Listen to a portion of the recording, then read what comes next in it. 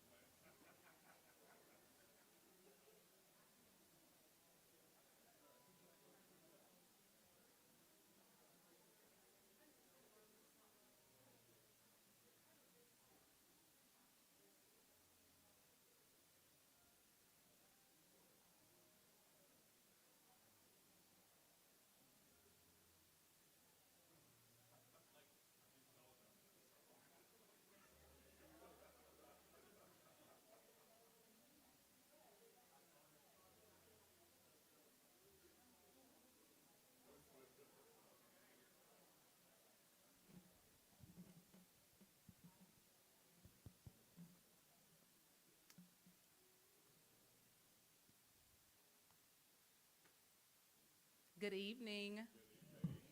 Oh, I hear your voice, Robbie. I love it. Good evening, everyone. I am Aisha Yandoro, the CEO of Springboard to Opportunities.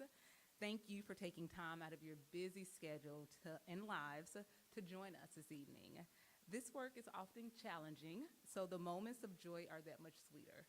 And that is what we are here to celebrate. Our wonderful Springboard community, our courageous storytellers, and our organization's 10-year birthday. This entire year, I have been sitting in reflection with the beautiful reality of what we have built. What started as an idea in a living room of Joe and Carol Wishcamper has manifested into a mighty engine working to realize the dreams of the most vulnerable in our community. Our work to better serve the needs of families in affordable housing has not only served hundreds of families here in Jackson, but has become a national model of what it means to design solutions around the dreams of families, and in particularly Black women. Well, thank you. Radically resident driven is more than a tagline for us. It is a movement we built with residents right next to us, many of whom are in this room and will take this stage. They are leading the way. We are simply listening and following, honoring us with their trust and allowing us to be in beautiful relationship with them. And I don't use the word relationship lightly or in jest. So much of what we have been able to accomplish over the last 10 years as an organization is because of the connections we have spent time building with our families, listening, laughing, sharing, and being vulnerable with one another. As you will hear from our storytellers tonight, in the 10 years that Springboard has been around, our families have trusted us to partner in taking on life's challenges and designing their dreams. Because of this trust, we have been able to accomplish feats beyond our wildest imagination. Families with more time together, extra joyful birthday celebrations, diplomas earned, more peaceful todays, and more confident tomorrows.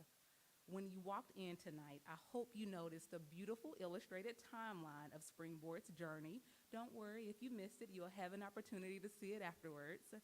It's incredible to see just how far we've come. And also, as you walked in tonight, you should have received an alumni study of the Magnolia Mothers Trust, our guaranteed income work.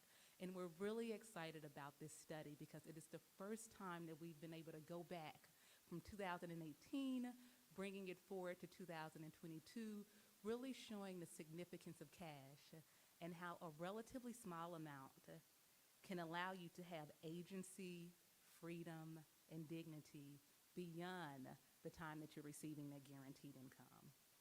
As you look at the timeline and as you read the alumni study, I hope you see that families have been at the center of every turn, from our very first program, the After School Academy, to the expansion of our policy work, to the Magnolia Mothers Trust. The voices of families have been a through line in molding programs that have shaped their own identities. And as we move into the future, our ultimate goal is to ensure our residents continue to be at the center of the conversations around the policies that impact them. We want them to keep recognizing their own power to create change in their lives, community, and our collective systems, and to equip them with the tools, resources, and supports needed to enact that change. Residents of affordable housing communities will always be at the center of all Springboard does, and we want to support them as they work to transform the world around them. When we say we believe residents are the experts in their own lives, we mean it. I love Springboard with everything that I am, y'all. I love this organization. I do. I hope y'all see it. But in spite of all the love I have for what we've built, it is my deepest hope that we won't be celebrating 10 years from today. We won't be back here celebrating another milestone or anniversary, because we would have built a society in which everyone has what it is that they need, not only to survive, but to thrive. We do this work to manifest the freedom that we are all so deserving of. Thank you all for being valuable partners, friends, family, supporters in this work, and especially thank you to the mothers that you will hear from. Shaquille, Nikki, Yamirika, and Sequoia for sharing their stories with us tonight. Thank you.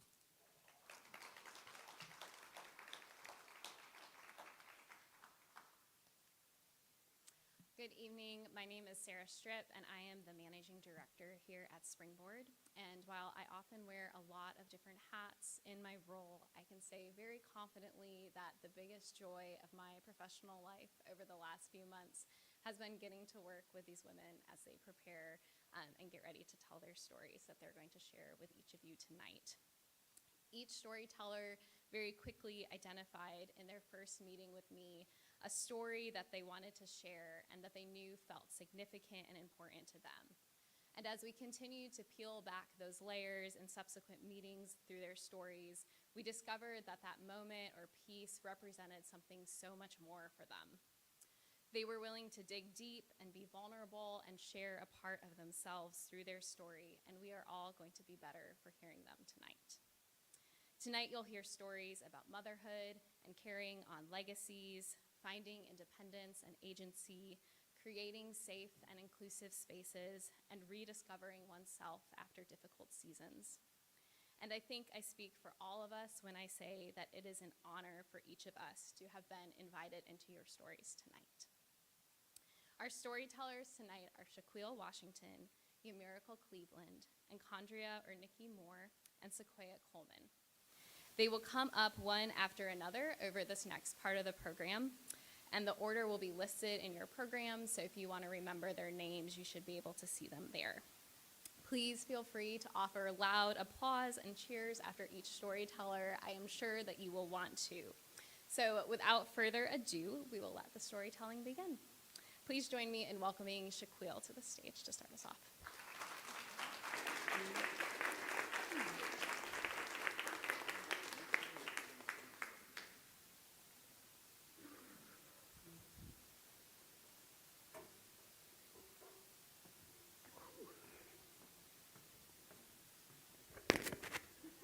I'm sorry.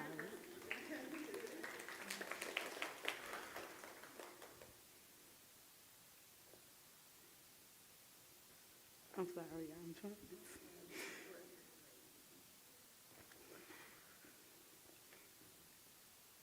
Okay.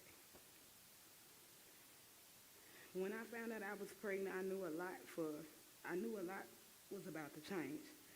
I was working at the call center for energy at the time, so I had a steady income for my household. But with that, there were months that were very difficult for a young single mother. At the time, I was receiving payments from the expanded child tax credit program, which led to other support from the pandemic funds. But with a new baby on the way, with Pampers, wipes, clothes, etc., and just thinking about the prices made it just overwhelming. I started saving as much money as I could. The COVID relief funds helped with the majority at the time, but there were still some things that made me worry.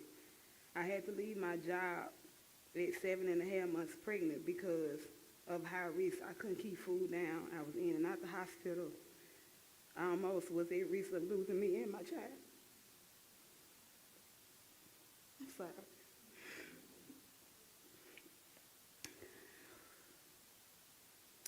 Okay. I couldn't be around a lot of people, but as a hairstylist, I let a few friends slide, coming to get their hair done, but I still knew I had to take precaution with that because I needed protection for myself and my kids. So despite what was going on, I decided I wanted to do a maternity shoot. I had a bundle of emotions going on. I was nervous, I was excited, I was ready. This was my first professional photo shoot for me and my son, because it's just been us for 6 years, just me and him. I felt like a whole different person with just a bunch of belly and nothing but legs. I had a hard time feeling myself in my own body. But I wanted to do this photo shoot, and the photographer, Ashley, she just made it easy. Like, you beautiful girl, you got this. It's okay. It was the first time I had put on makeup in a long time. But she encouraged me to just be myself and enjoy the moment. So at this point, she asked me to put on heels and just, again, be myself. So I felt, after I put my heels on, I felt like I was cute, y'all. I felt my confidence returning back to myself. Even in the midst of this difficult pregnancy, I still felt beautiful, and I wanted to keep going for the sake of me and my son. It was Carter, that's my son. It was Carter's first photo shoot, and he really made it wonderful. We had a Dr. Seuss theme, and my shirt said Mommy of the Things, his shirt said Theme 1, and Brooklyn's shirt said Theme 2. We both had so much fun, I literally would not change a single thing about that day. It literally reminded me and gave me the confidence of who I am as a woman and as a mother. Excuse me, y'all. Okay. When my daughter was born, I knew there was so much more to be thinking about. My mother had passed away in 2017, and she always wanted a granddaughter. But me and my brother couldn't give her nothing but boys at the time. My grandmother, who was also a huge part of my life, had also passed soon after I found out I was pregnant with Brooklyn. At this point, there were only boys in our family, so when I came home with her, I was really overwhelmed because it was just like, they not here, this is what they wanted. Like, I wanted my daughter, but she wanted a granddaughter. I couldn't give it to her until after she left. So when Brooklyn was 3 months old, I got the call that I was selected for the Mother's Trust. At first, I was just like, hey, I enter it, but, I might not win, so I didn't get my hopes up for it. So when I did get the call, I turned my kitchen into a gymnastic field. I was going crazy in there. Even though my kids don't realize what is happening, this program is a huge benefit for me and for them as well. I am not just here to better myself as a person, but as a mother, as a friend, as a sister, as a human. I only want them to know the possibilities of their dreams and their futures, not the struggles and the pains. I have taken my kids to every natural science museum. We went to the zoo for the first time as a family, and I was able to take care of Carter's football fees, which I've never been able to do, so he won't feel left out, like he's missing out, because I was low on funds. But this time he could play on the team, he not lacking anything, and this really what it was about for me. I'm trying to expose them to as much learning and experiences throughout the city as I can. I handle my business first, I pay bills, then I figure out what's left with what we're gonna do on our next outing as a family. Even beyond the money, the program has helped me come out of my shell, clearly because I'm standing up here in front of y'all. I have met so many other mothers that go through similar struggles and situations that I had no idea of just by looking at them. I have grown so much in my own patience and social skills just talking with them. I feel like I have a community of women that I can now fall back on of any advice. Since I've been able to take my kids out more and let Carter play on the team, I have watched him grow in his social skills, his confidence, just like his mama, and make more friends. It's refreshing to know that Carter isn't feeling left out or lonely. He has friends, guys his age where he can call on and play with. Just like the funds I was getting because of the pandemic, I was trying to save throughout the program for what I needed, but I also invested in my future. I am currently working shifts at a restaurant and going to school to become a dental assistant. I'm in my intern now, y'all. It's a lot. It's a lot. It's overwhelming. But I think back to the moment of my maternity shoot, and I knew everything was going to be good from there. I'm living my dream and the dream of my mother and my grandmother through my kids.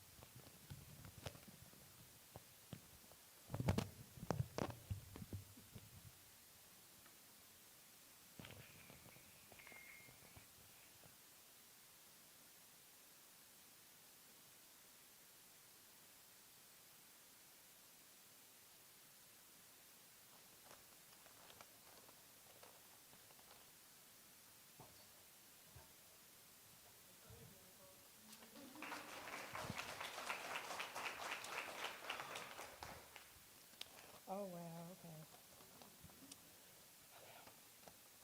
Last month, my baby celebrated her 5th birthday. This year, I was able to throw her party by myself. I threw her a party at Chuck E. Cheese, which is where she had been begging me to go.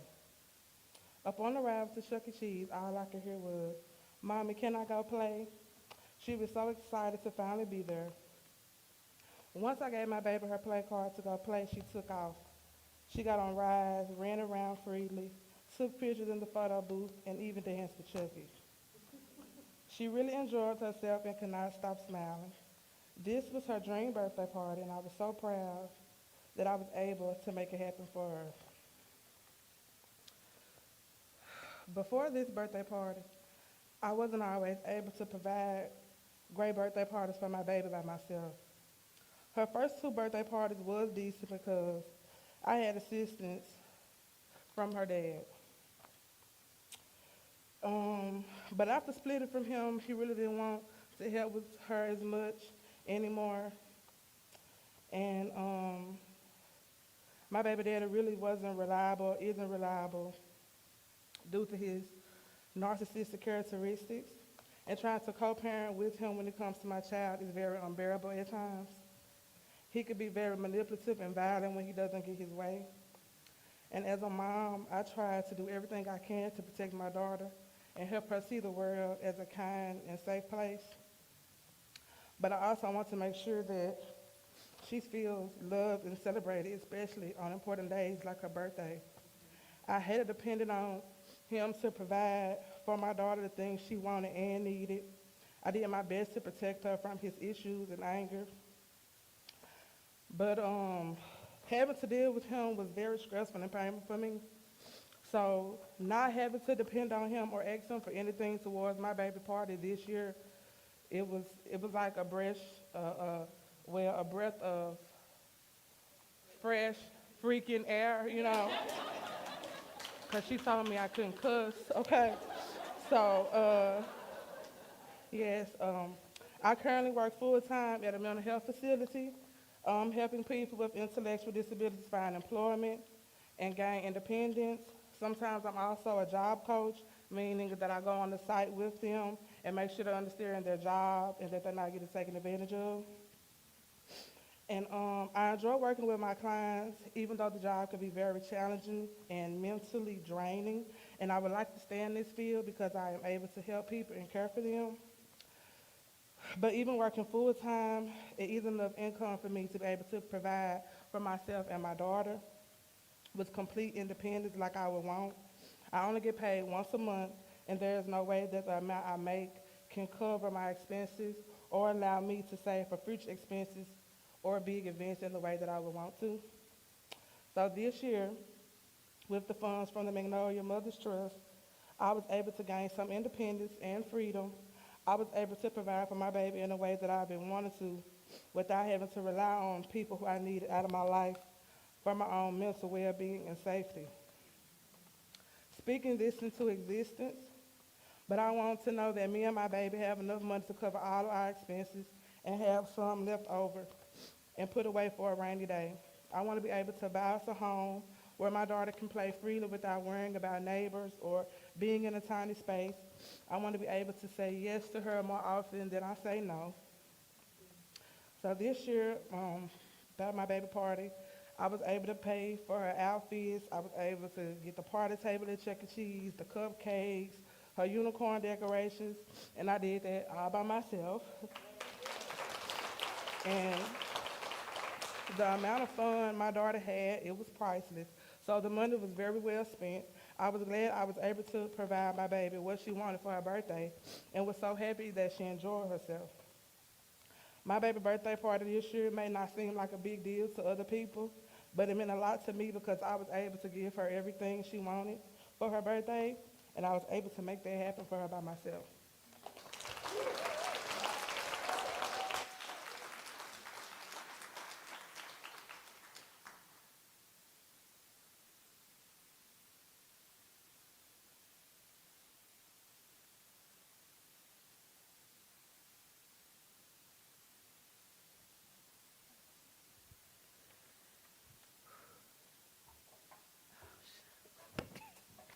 I forgot y'all could hear me now.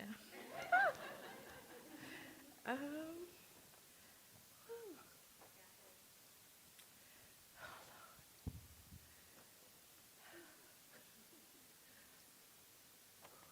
I haven't even said I'm about to cry. Okay. My story not even sad, y'all. Okay. Oh, jeez. Get it together. Okay. Growing up in a house with 4 boys of a single mother. This is weird.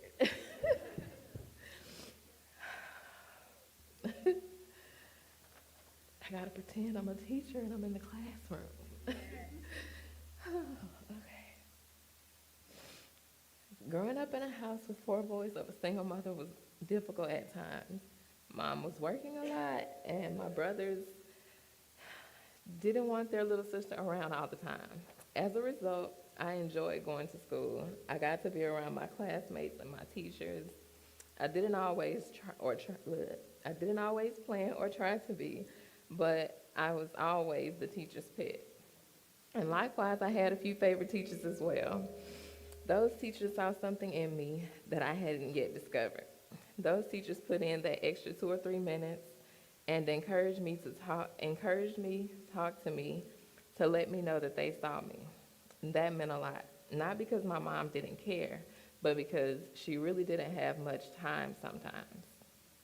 Plus, it just hits different coming from someone else sometimes. You know, when you're a kid and you have these people around you all the time, they may tell you certain things that kind of goes in one ear and out the other, or you don't value it until you get older. That's how it was for me sometimes. So, let's see. Plus, it just hits different sometimes coming from someone else. You know, as a child, you don't realize all the sacrifices made, etc. So when someone else comes along and tells you that same thing, it's like, okay, I got it now. So that sparked something in me, and I wanted to offer that same spark or feeling to children today. That's what led me to become a teacher. Now, one of the things that I took with me on my journey to becoming a teacher was sign language. My mom taught me the alphabets, and I stuck with it. I had the opportunity to work with the hearing impaired, and I was able to see how the deaf community learn. It made me want to show other students that there are other ways to learn, and that it's okay to not learn the same way that your peers do, or even at the same pace. The deaf community is really welcoming, and they offer a safe space for learning. The safe space motivated me to continue learning and keep in touch with them. I also use sign language with my girls today. It started with the 17-year-old, and now the 1-year-old. Yes, the gap is that big, y'all. And now I'm 2 under 2. beautiful. It makes them feel accomplished, and sometimes the little one is even very tickled by the signing. But it helps keep her motivated with learning. Though she's only one, and this is not in my paper, y'all, but though she's only one, she can count to 12 and she knows her colors. And some of that comes from using sign language. As a result, I have realized that I would love to have my own little sensory school. I know it's usually called a sensory room, but just stay with me. Hi, baby. If you've ever seen a child in a sensory room, then you've seen the stress just melt away. Imagine having a little school or house full of sensory options and educational opportunities right at the fingertips of the children. Amazing, right? You get to tutor and relieve stress all in one place, and mom and dad get to make one less trip.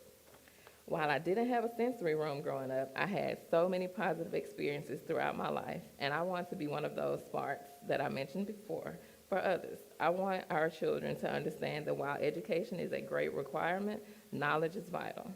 It's the experiences we encounter that will help us mold us into well-rounded individuals and allow us to use our education to the best of our ability. That being said, I would like to thank MMT for inviting me to this event, and thank you all for listening.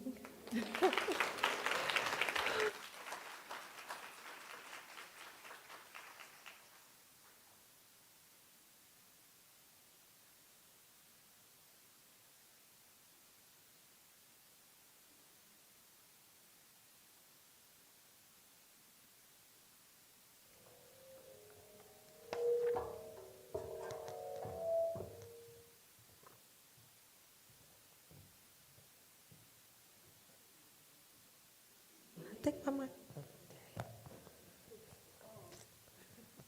I don't know what to say after these beautiful ladies. I mean, my lash is about to come off, and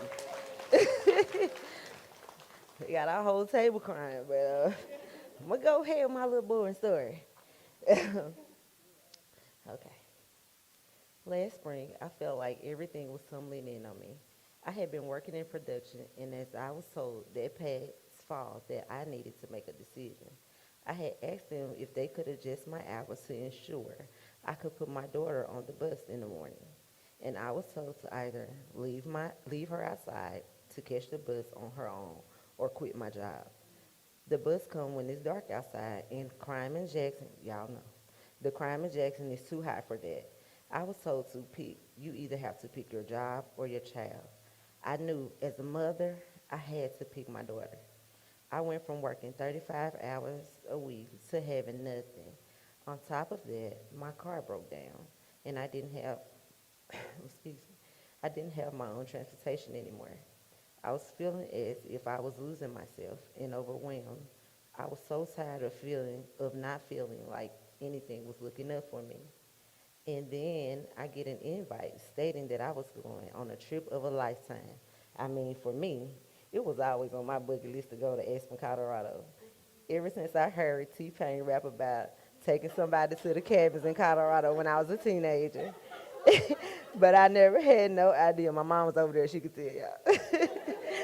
But I had no idea what a game changer it would be for me. When I first arrived, I was overwhelmed by the scenery and the views that I took in. I remember just standing and staring at the mountains and taking in the scenery. Oh boy, how I so loved the climate there. As I was breathing in the breath of fresh air and looked up in the hills of the mountains, I saw all of the beautiful homes on Billionaire Mountain and heard all the sounds of nature on those icy mountains. I realized I had finally made it. I wasn't just staring at a screensaver on my computer, because I love mountains and water, so y'all, my TV and my screensavers are always on it. Or listening to someone else sing about Colorado in a song. I was finally here myself. I took so many pictures of the aspen trees with branches that looked like eyeballs. I went on a beautiful hike and remember just watching the river flow beneath me. As I stood on the bridge, back home, we can't even drink the tap water because of concerns of what might be in it. But looking and smelling the freshness of that river, I understood why the water there tasted so good. And it was not only the scenery. I got the opportunity to meet other parents who were having similar struggles with work and childcare as I was. I was able to talk to people from all over the country who were working different jobs in different industries, getting to think about what I wanted for myself. My world was no longer just contained in Mississippi. I realized that there was so much more out there and so much more that was possible for me and my family. All of this made me stop and think my life over because I knew there was something better out there for me. I had experienced it myself. That trip, the scenery, the people, and it was truly healing to me. I had been moving so fast and trying to make something happen, but that was part of what was making me feel like I was overwhelmed and unable to get out of the funk I had been in. Being in Colorado made me take a step back and slow down. I had time to think about what I wanted for my life and for my family. Rather than frantically just trying to make ends meet, at the end, I was not ready to leave Colorado, but I was missing my daughter, and now I had to show her that there was more to the world than what meets the eye. There's also more to see. It made me look at the world totally different. We do not understand the timing of the essence or how far we can go or how big the world is until we explore it. The adventure for me changed my perspective in thinking. My mind was free with the beauty of nature, and it made me have more ambition because I knew what I was working for. When I made it home from the trip, I knew exactly what it was I wanted to do and had to do for my daughter. I understood what needed to be done, whether it was braiding hair or babysitting. As I told her about my experience when I was in those mountains, I felt as if I was floating on the clouds, showing her pictures, explaining its beauty elsewhere. My mind was free and wandering back to the mountain. I was I missed the fresh smell of nature, the calming sound of the water flowing down the streams. As we went for a walk on the hiking trail, it made me realize, do not let fear stand in the way of life.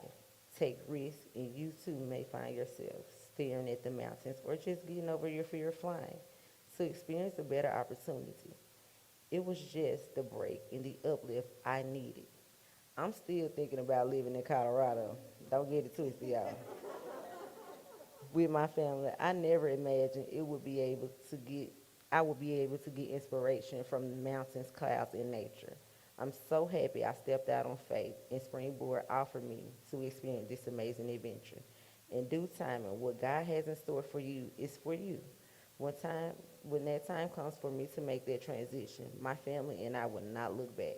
It would be awesome to wake up every morning to the beautiful icy mountains. If I had to do it all over again without hesitation, I would revisit those mountains. After all, it is where I found my peace of mind and as a woman, myself again. Thank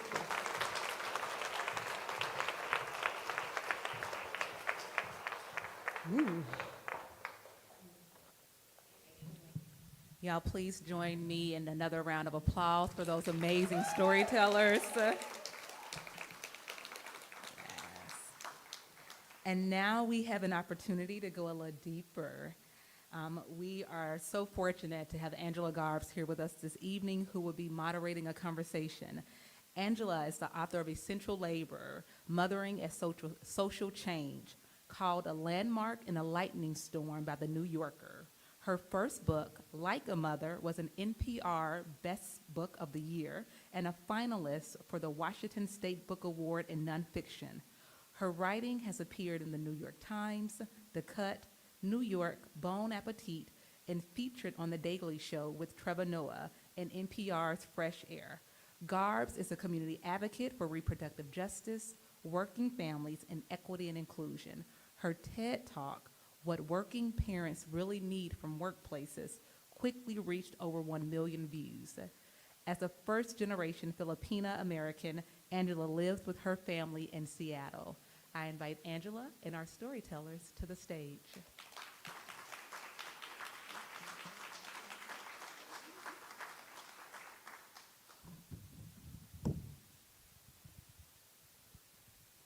Hi, welcome everyone. First, I'm going to make one small stage adjustment. Please, ladies. But I'm going to Do you want to stay with Miss Sarah? come on up. Hold the mic so we don't get any feedback. Are you all right? I'm wondering if I just angle this a little bit so we Okay. can see each other from the end. Okay. As I was listening to these stories, I realized I didn't want us all to just be in one line so that we'd have to be like, I want to be able to look at all of your faces while we're talking. I just want to make sure that there's like a feedback, but we're just going to go through this. I don't actually think we've had enough applause.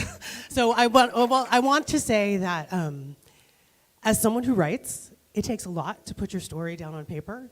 It takes a lot of bravery to get up on a stage and say that.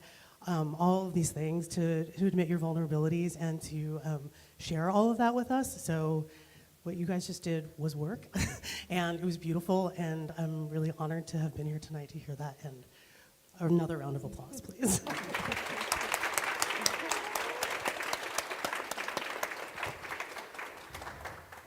So there's so many places to start and so many things to do, and I'm going to attempt to get to all of it, which will be sort of impossible. But I want to start so Sequoia literally took us to the mountain and sort of preached for a little bit there, and it was lovely. And it reminded me when you were talking about how you had space. I heard words like space and freedom, right? And when you were talking, your miracle, I heard you talking about like that relief, right? And when you were talking about your maternity shoot, Shaquille, you were talking about feeling, this really struck me, like feeling like yourself in your own body when many times you don't. And Quandria, when you were talking about sensory and feeling. And I think that those are like, that's the real stuff of living, right? And when you're worried and you're stressed, the first thing that goes away are those little things that feel like really pleasurable and the things that we all know we deserve. And I wondered, like, all of you kind of mentioned here and there, like, I put on my heels and I was feeling myself, right? Like, can we talk about some of those moments in the last year, right? Like having this little bit of ease. You know, I wondered, like, do you want to talk about a selfie on the mountain, or do you want to talk about, I would just love to hear from each of you, like, another moment beyond these stories, maybe even beyond your families, where you were just feeling yourself back in your body, like knowing that this is you deserve every bit of good feeling that you're having. Shaquille? Well, I'll start. Yeah, we go. Another time, my birthday, after my grandma passed, it was so close to my birthday, I didn't want to celebrate it no more. But like for my 29th birthday, like all my friends, like, oh, well, we booked you a photo shoot, you know, get cute, because they know I don't wear heels. I'm a tennis shoe type of girl. So she was like, Although yeah, even your slides have flair. thank you. Yeah, it slides. And she was like, you need to put on some heels, put you on a sexy dress, get your hair done. Like, I'm excited. I done went and booked a makeup artist. I done did my hair, found a pretty red dress, red heels, and everything. So I get in the car, and they, like, throw a jacket over me. So, like, what's going on? So when we get there, it's like all my friends, my fiance, done they surprised me for my birthday at my favorite restaurant, which is Hibachi. I loved it. So it was like, that whole day was about me, because I'm always the friend that, like, what you need? You need to come get you 2 or 3 o'clock in the morning. I'm getting my kids out of bed going to be a friend, you know. So at that time, it was just about me, Kia, my birthday. So they took me out, and it was just like, I still had some heels on. And I went out, and I enjoyed myself not having to worry about nothing. Like, I'm enjoying myself. I ain't got to worry about who gonna get me home, because I mean, I don't drink, but it's my birthday, so we outside having fun. That's right. So it was real refreshing to know that it was still people genuinely around me that cared that I enjoyed my birthday. Yeah. And I ended it, and I still had my heels on.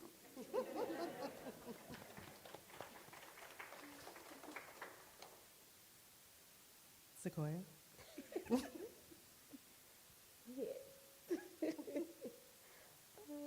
I don't know which one am I? I mean, I'm just thinking if there's another moment. I mean, and you could just give us a specific moment on that mountaintop. When you were talking about it, I felt a little bit like the sky was opening up. Like, I could see all of that, the aspen trees with the eyes. Like, I heard you. Yeah, like, what does that, That what was did it definitely feel like?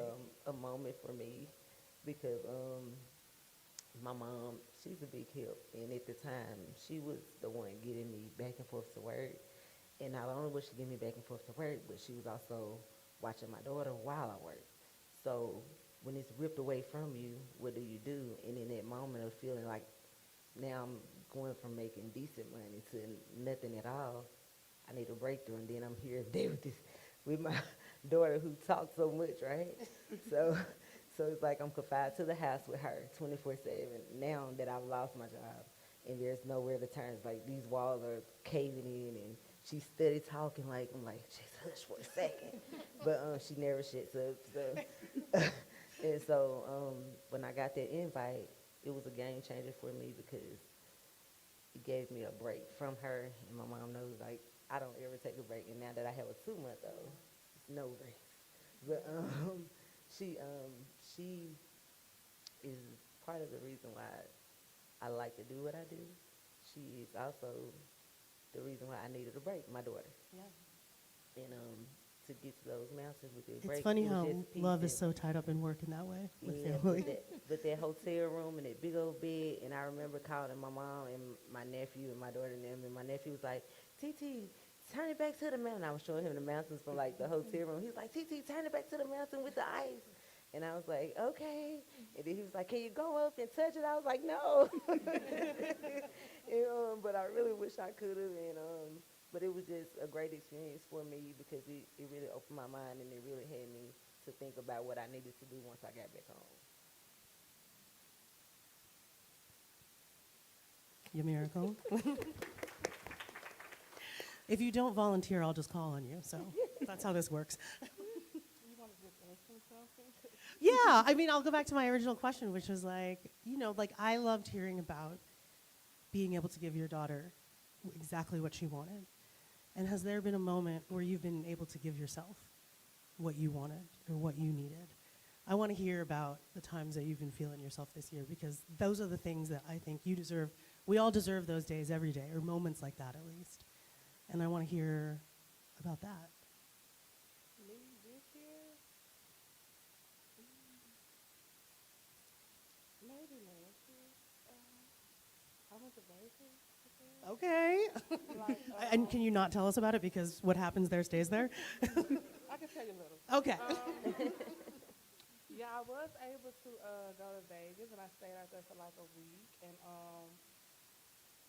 it was like basically what she was saying, just having a break, because my baby 5, and she my only child, and is mommy, can you do this? Can I do this? Can I get this?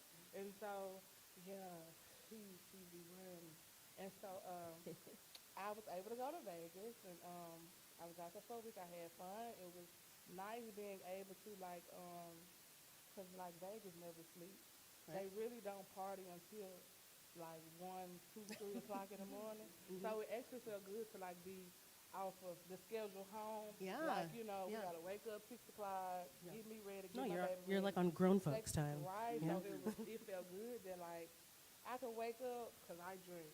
So I could wake up and I could go down the strip, give me 2 shots, go back to sleep. That's right. And about 7 o'clock I could get back out, and it was always something. The casinos, the people out there that's doing, however they make money, like creative things like that. So yeah, that was probably like the only thing that I could just really say about me, that I was feeling myself because I was able to be up all night. And if I don't want to get up until 4 o'clock this afternoon, I can do that. If I want to take a shot at 6 o'clock in the morning, I can do that. I love that for you. So, yeah. Thank you for sharing that.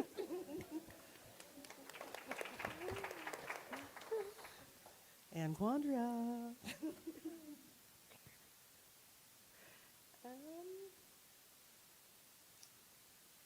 I don't do a whole lot now with 2 under 2. Right.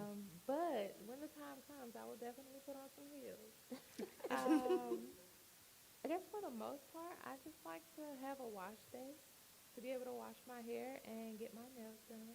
Okay, cute. See, that's not nothing. That's really important. Yeah, I don't want you to think like it is harder when you Yeah. have two little ones, but and I understand that in some ways it's not the most fair question, in that way. But there are those moments, and I think for you to have even like a couple of hours or a Yes. half a day to wash your hair and get your nails done, that should not go away. It's awesome. It is awesome. Because as you can see, she kind of clings to me, but she's doing it really good right now. She's been great. Yeah. Shout out to Legacy.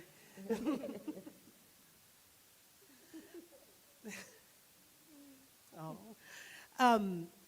So one thing that I was thinking about was how in your all of your stories, right, in what you have gotten from this program, right, is many of you are talking about what you're able to do for others, right, in your family, and also like how it's made you feel, giving you these moments of feeling yourself.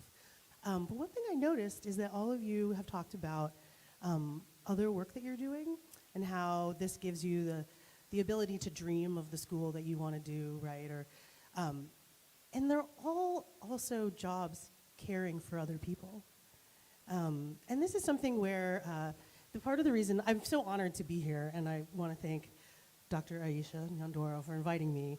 We met at a conference for guaranteed income last fall, and I have a feeling part of the reason why we connected was because my belief is that like being alive, keeping yourself alive and keeping your people alive and well is the only actual work that human beings have to do. Like jobs and stuff, those things can be great, but we've just made that up, just the same way that we've made up money. And really, like, guaranteed income is a way of showing that the work that we do every day deserves to be paid, deserves to be compensated. And, but I wondered, had you guys considered that? How the work that you're thinking about doing now, that you find yourself in a position to look forward or to dream a little bit, to have that extra space, a lot of it is in caring for others. I just wondered, is that something that's important to you? Who maybe in your life showed you that that was important? My mama. Yes. I'm so glad your mom's here to hear all this. Yeah. Definitely my mama. You know, okay. Oh, I thought she was talking. Yeah, I did too. Oh, no, I just, Did you want to say anything else about that? oh, no, I just said my mama. Okay, so you Yeah. asked who made us, like, who influenced us parents. Yeah. I would say my mom and my dad. Mm-hmm. And I mean, I like the work I do. I mean, I just started working in mental health like last Yeah. year, and I was kind of nervous about it because I never dealt with, intellectual disability Mhm. clients. And so I was kind of scared because I thought they was the kind of clients that, get mad and want to throw poo-poo at you and slap on you and spit on you. But they really not that bad, though. And really, when you figure out their background, and it kind of make you feel for them when you realize what their situation is in regards of why they acting, how they acting, or why they be sad or depressed or mad. And so, you be trying to help them the best way you can, or even just listen to them because obviously you don't have anybody to listen to. So I would listen because that's all I can do anyway. Like I can't beat your sister up because she doing you wrong, even though I would want to, but I can't because then I won't have a job, Yeah. So, Yeah. So that's what I say. I say my parents, they made me care for people because they was always caring for people. They was always helping. Like she was saying, she the friend that's going to come. Like, that's what I be on. Like, I'm the friend that's going to come no matter what. I'm coming. Rain, snow, sleet, or hell. I'm coming. And so that's just how my parents raised us. If you got a real friend and if they'll do it for you, you do it for them. You treat people how you want to be treated. And I guess that's just why I like the work I do now. I love that. Thank you. I mean, I think that's like, it seems, I think in a room like this too, it's common sense, right? Like that's what we do as people, but, and we don't have to talk about what people believe outside of this room, but I think like I want to take a moment to just really emphasize how special it is to be in a room where that is what we all believe. Like everyone just needs someone to listen to them, to help Pretty care much. for them. Yeah, like that goes so far and so long. Yeah, dude. Especially the people I work with. Because I don't know what they be talking about their time. But I just be, yeah, we going. Yeah, we going. So, yeah. So, and Quandra, you have a very specific dream that you're talking about this sensory school. And I mean, I'm just really moved by this because one thing we know about guaranteed income programs is that, you know, and now like the data shows is that people spend money mostly on groceries and on just things that they need around the house, but also that, and this is something that I think communities of color know and black women certainly know, that when you have money, the money is more likely to flow into your community. It's not just money that you keep for yourself, right? Like black women have a way of making money, more money out of money for their communities. And so I'm just really struck by how all of you are turning what you have into something that you can share with others, whether that's cleaning their teeth and taking care of them in that chair. But I would love to hear more about you talked about it a little bit in your story, but it's a very particular to care for people with disabilities like your miracle was talking about. Well, when I was at the school for the deaf, I got a chance to really get to know the kids, like the students there, and I also learned that not all of them are super sweet all the time, which is okay because we're all human. But growing up, I just always thought because they're deaf or hard of hearing, that they're just always going to be on the good side or on the brighter side of things. Absolutely not. When I got there, I also thought that the school would be really quiet, like in the cafeteria or something. I got in there and walked in the cafeteria, and it was so loud. I was like, what is happening right now? Hi, baby. And so getting to know them and how they started to cling to me and welcome me, it really made me feel good because, like I said, I was new and I always had this huge passion for sign language. I'm sure that stemmed from my mom taking that time to teach it to me as a child and being able to stick with it. But the students, like I said, they're just so welcoming, and you end up learning the different ways that they learn, and it's like, you know, I never thought about learning it that way. And it's just like, so you do that and you get to know them and you learn all these new ways to teach, even the hearing people, and it's just beautiful. And then you see the sensory rooms that they have, though they had to share them, it was wonderful because you could see the child getting frustrated with their classwork or something, and then they get 5 or 10 minutes in the sensory room and they're like, you know what, I'm ready again. So I was like, you know what, that's really nice. Like it could be great for not just the hearing impaired, but for all children. Yeah, almost Because like we all get frustrated. all children have extra energy and feelings that Right. they need to work out. Yeah, Right. it's common sense to work that into education. Yes. And Yes. those that learn by doing, you could be doing and learning at the same time. It's a win-win. You're not really stressed about it, but you're learning. It's fun. And of course, we all like to learn. If we have any a fun education way. administrators in the room, I encourage you all to listen to Inquandria. And Shaquille, do you have anything that you want to say about that? About caring for others and Well, my grandma had me caring for others because when I was just born, she was diagnosed with HIV. So up until, that's not how she had HIV and congestive heart failure, breast cancer, but she didn't die from the HIV. She didn't die from the breast cancer. But I took it upon myself to educate myself on all of that since the age of 10. So doing hair at 10, my grandma was the one that let me practice on her hair. She'd go out looking crazy with the little bow rest of her hair because she was letting me do it. So that's what inspired the hair that I still do now. Went to school for it, got my license and all that now. I'm into health because, like I said, I want to educate myself on different stuff because most women my age group are not educated on it as they should be. So when me and my friends, my line sisters, and they, oh, I don't want this committee, they ain't finna touch me. Nah, let me educate you right quick. Because you can offend somebody like that.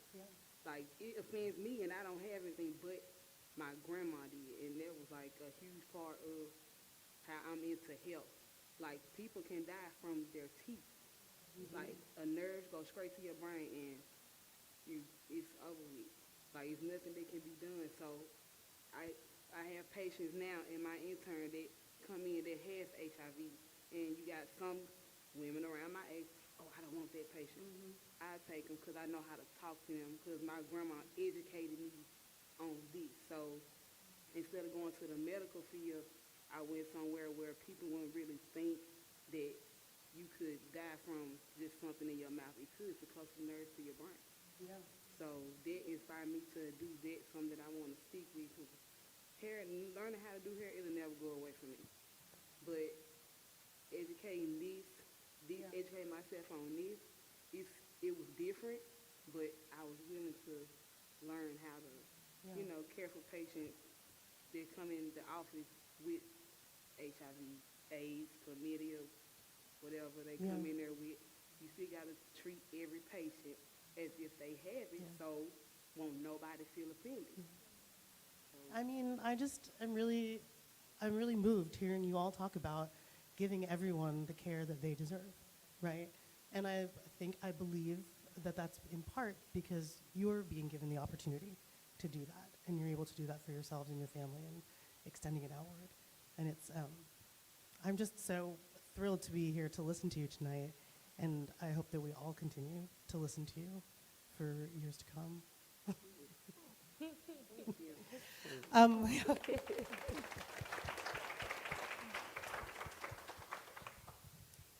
We have 2 more minutes, so I wondered. So one of the things that I think is really wonderful about Magnolia Mothers Trust, and this is a newer part of the program, is how there's now savings programs for kids, but also that there is community built in.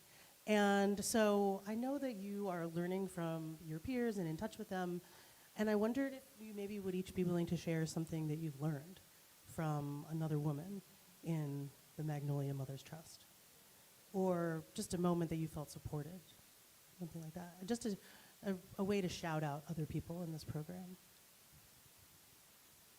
Okay. Yep. Well, Sequoia. when I was in the MNT program, I connected with this lady named Tamara Ware, and she was very helpful to me because she, her and her kids deal with mental health issues, and not all of us deal with those type of things, but the way she was handling it, I thought was amazing, because it not only was her kids going through that process, but she was as well. And as we formed a sisterhood with that program, we kept in touch, and her everyday lessons helped me because I was like, okay, now I can apply that to me if my daughter act out this way, even though she doesn't have mental health issues, but seeing her deal with her kids taught me how to deal with my kid better. So it was a teachable moment for me. Tamara Ware. That's her name? All right. Mine is kind of similar to hers because in the midst of the program, I found out my son was diagnosed with ADHD. And it explains why he just would not sit down. He just take a bite of his food and run. I wouldn't just say he's bad, because he's not. He's just active and just would not sit down. But it was Shantice. She had just moved in Commonwealth Village where I stay, and she was just like, she seen me outside just about to just go crazy. And she was just like, a spirit sent her over there to me. She was like, baby, I got 4 kids and all of them boys, all of them have ADHD. And she looked it good, like she just was not stressed, and I'm over here 4 years under her about to pull my hair out for one. But she was just like, he don't fully understand what's going on, so it's up to you to be patient with him. So, like, the more I learn to be patient with him, he calmed down. He comes all the way down. It's like he just wanted to be seen, be heard, be listened to, and all this. So I just like, okay, man, mama, you gotta get it together, because he ain't do nothing to you. he don't know. He's just doing Carter. He just a kid. He plays football, so now that he in the football, it challenges that he out there running. So when he come home, he gonna take a bath. He gonna be. So she helped me how to, little ideas and stuff, just coloring and letting chalk, and he loves to write chalk on the ground. It calms him. She just gave me a lot of tips, and I didn't even just know her. She just saw you and she knew. Just saw me out there. Shantice. It's my girl. I still talk to her right now. Your miracle? You got anyone you want to shout out? It's okay if not. All right. Anquandria, anyone come to mind? I don't know if I have many people in particular, but at the last event, I think I felt supported because I was like, I'm not alone, and a lot of these women are around my age, and we kind of go through the same thing, though it's something I hadn't talked about. It's like, you know what, that exact same thing happened to me. And when I was there, the women that were over it, they were helping out with legacy, like Miss Sarah. Like, it's awesome, because not many people are willing, but at the same time, I'm usually really nervous. So if you make me comfortable enough to let my child go with you, like, it's awesome, especially since I've been a stay-at-home mom for the most part. It's wonderful. I thank you so much, Miss Sarah. Yeah, so that's all. And having you guys here, of course, like, it's nice to have y'all here just to listen to us. Okay, well, thank you all for being here. And thank you to Tamara and Shantice. And one more time, please, for Anquandria, Sequoia, Shaquille, and your miracle. Thank you.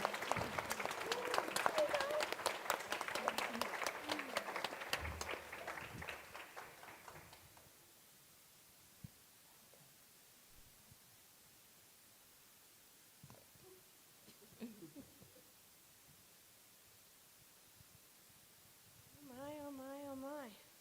Is it on? Can you hear me? Yeah. Wow. Taking in lessons from you all and just trying to find my own ground in me and to really appreciation for all the goodness that's here in the room this evening. Angela, I really appreciate the way that you helped all of us come into ourselves as you helped the women, the mothers, come into themselves to think about a moment in our lives. And I'm thinking about two. One is this moment, which takes me back to the moment at the St. Edward Hotel, or is it King Edward Hotel? No St. Jack, King Edward. When I met Aisha, and we spent 1 hour together, and that hour it changed my life, and I think it changed Aisha's life, and hopefully it's changed lives of many people in this room as the work of Springboard has rippled out. So Aisha, after 1 hour with the conversation, gave up a very good job to take a risk with my husband and me and our son, as we weren't quite clear what we wanted to do, but we knew that we needed to do something. And as Aisha sat with us, as she said, in our living room, I got more and more nervous because she was asking us good questions, as Angela did to these women, about what we were about and what we wanted to do. And I would say one thing, and my husband would say a different thing, and our son would say a third thing. Oh, my. What's this woman going to do? And so she stepped into that gap of our knowing we need to do something, but not having clarity about it. And you see what's happened 10 years later. So I'm standing here feeling really grateful and awed. And I want to give a really big thank you to the moms who've come forward tonight to grace us with their inspiring insights and to really create what felt to me like an intimate conversation in a large room full of strangers. That's not easy to expose yourselves in that way. And thank you. I know that I'm taking lessons from you all home into my life. And I want to thank all the moms, some of whom may be in the room and some of whom are at home with their kids, who participated in Springboard programs over the past 10 years. Moms have taught us so much. The programs and service offerings have evolved as a result of the input, participation, and honest feedback. When we say we're radically resident-driven, Remember, we really the mean it, toilet as is Aisha going to said, it's flush, not but just you're words on okay. paper. You are safe. So there's so much to celebrate this But evening make the potty and okay. this whole anniversary year, and just feeling a very full heart. Now, 10 years ago, when Joe Wishcamper, Aisha, and I got together, we believed that affordable housing could offer stability to moms and to families. At the same time, we knew that stable housing alone was not sufficient to erase poverty. We believed that affordable housing, combined with an array of programs and services, could provide a springboard to opportunity, an opportunity to have success in school, success in work, success in community, and overall success in life. 5 years later, we realized that even though we thought we were radically listening, we weren't. We realized as the moms talked to us that housing and programs were not sufficient to erase poverty. We listened better, and we learned from the wisdom of the mothers that what they most needed was cash to meet the many demands in their lives. And they also needed trust, that they know what's best for their families to thrive. Today, 10 years later, we continue to learn from the moms as they demonstrate their immense courage to step up and step out onto this springboard to opportunity. Each year, with the sage advice of the moms, programs are being adapted, additional new opportunities are emerging, and bold new narratives are being created. And we see that tonight with these narratives. Starting out 10 years ago, I could not have envisioned where we would be at this 10-year mark. I have excitement, faith, and trust that shifts will emerge in the years ahead, and that 10 years from now, we will not be needing to do this because we will have radical reformative change.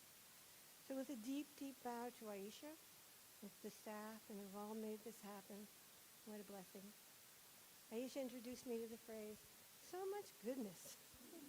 Yeah, so much goodness right here. Thanks. Thank you. Thank you, Carol, and thank you for your vision around this work. So I'm Marjorie Simpson. I am chair of the board of Springboard to Opportunities, and it is my honor to be in this role. I wish all of you could be in my shoes because this is an amazing organization. And just look around the room and you can see the intentionality behind every single thing, right? So Aisha asked me if I would join the board about 4 years ago, Aisha? We don't count, right? We don't count. But when she called me, I actually thought she had made a mistake. And she was maybe wanting to ask someone else at Ascend to be on the board because I knew that it would be a journey that would be a total gift for me.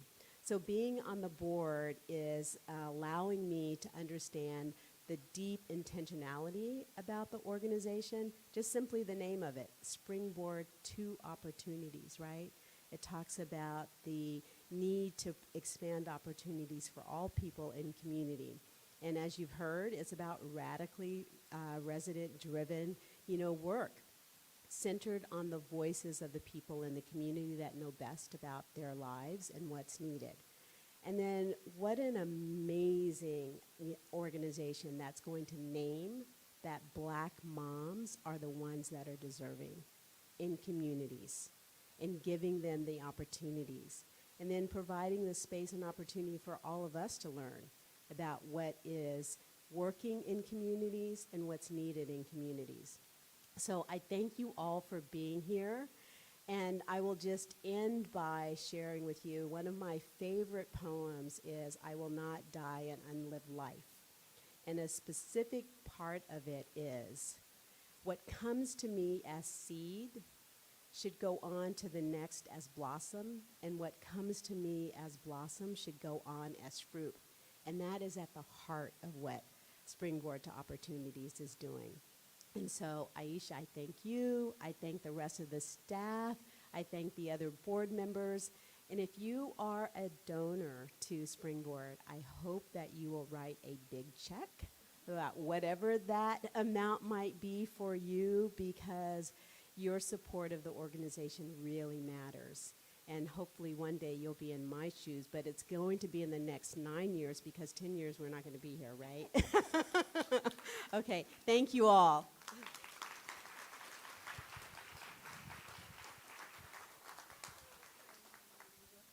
And with that, the formal part of our programming ends. Thank you again to all of you. Thank you to our amazing moms. If you've not had an opportunity to check out our 10-year timeline, please do. We have refreshments in the foyer. If you're a miracle, we have drinks. Join us, celebrate with us, introduce yourself to a mom, and thank you all so much for being a part of our magical family.